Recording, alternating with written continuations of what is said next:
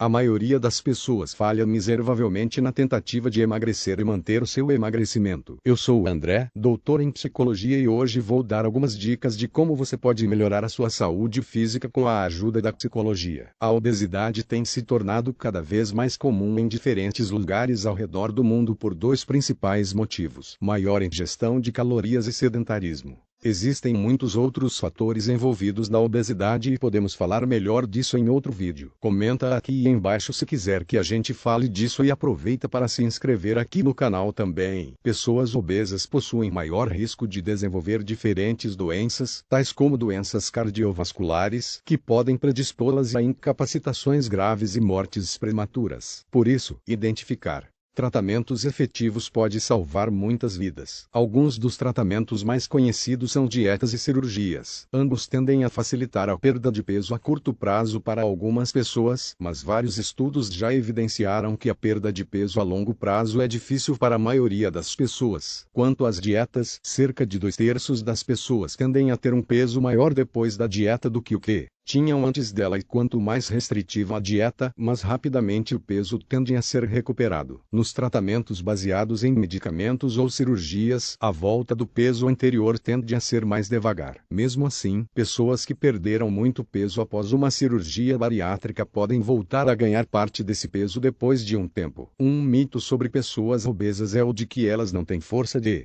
vontade. Isso não faz muito sentido, já que, com base na força de vontade, a maioria das pessoas, e não apenas as pessoas obesas, falha em perder peso e manter essa perda a longo prazo. Depois a gente pode falar mais sobre obesidade se vocês quiserem, mas agora vamos dar algumas dicas psicológicas que podem te ajudar mais a emagrecer do que dietas milagrosas ou livros de autoajuda. Ao invés de só procurar um nutricionista, procure também um psicólogo. A dieta pode ser ótima, mas se a sua mente não colabora, fica difícil, né? É comum que pessoas sofrendo para emagrecer tenham crenças e hábitos não saudáveis dos quais elas nem têm consciência. Por exemplo, muita gente acredita que precisa sempre comer tudo que está no prato ou que precisa de uma sobremesa depois de uma refeição. Comer o quê quiser depois de se exercitar, comer depois que a fome já passou e comer para lidar com o estresse, ansiedade ou tédio são hábitos prejudiciais e comuns. Pode ser difícil perceber essas coisas sozinho, e um psicólogo pode te ajudar a notar e modificar crenças e hábitos prejudiciais, além de te auxiliar a perceber as circunstâncias que costumam estimular suas escolhas não saudáveis. Se você quer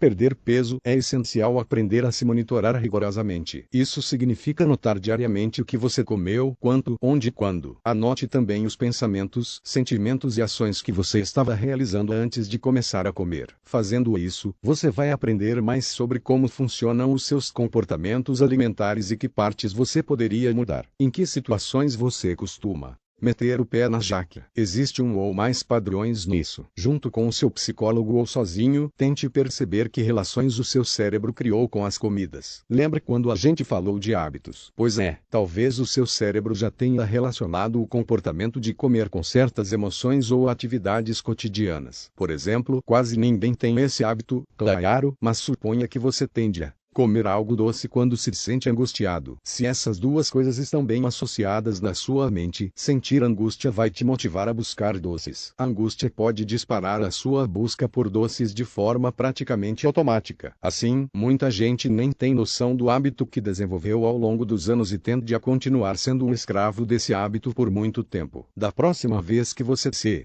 pegar comendo muito ou comendo aquele podrão tão querido e amável, tente perceber se o que está em jogo é só a sua fome mesmo, ou se você está na verdade reagindo espontaneamente a um sentimento, tal como tristeza, tédio ou estresse. Se o problema não for a fome, tente achar uma forma menos calórica de lidar com esse sentimento. Emagrecer não é fácil e muita gente acha que basta informar mais as pessoas sobre dietas, fatos nutricionais ou dar aquela frasezona motivacional para melhorar as coisas. Essas abordagens claramente não estão funcionando para uma grande parte das pessoas, afinal, a obesidade continua prosperando. Ter a orientação de um nutricionista pode ser muito útil, mas entender melhor a psicologia que existe por detrás do emagrecimento também pode te ajudar muito, e talvez possamos aprofundar melhor esse assunto na próxima live exclusiva da Galera Psíquica, o grupo oficial de apoiadores do Minutos Psíquicos. Clique em Seja Membro para ter acesso a esse e outros conteúdos exclusivos que compartilhamos só com os nossos apoiadores. Você já viu o nosso vídeo sobre bulimia e anorexia? Veja, reveja e assista também o nosso último vídeo. Se gostou do vídeo de hoje, deixa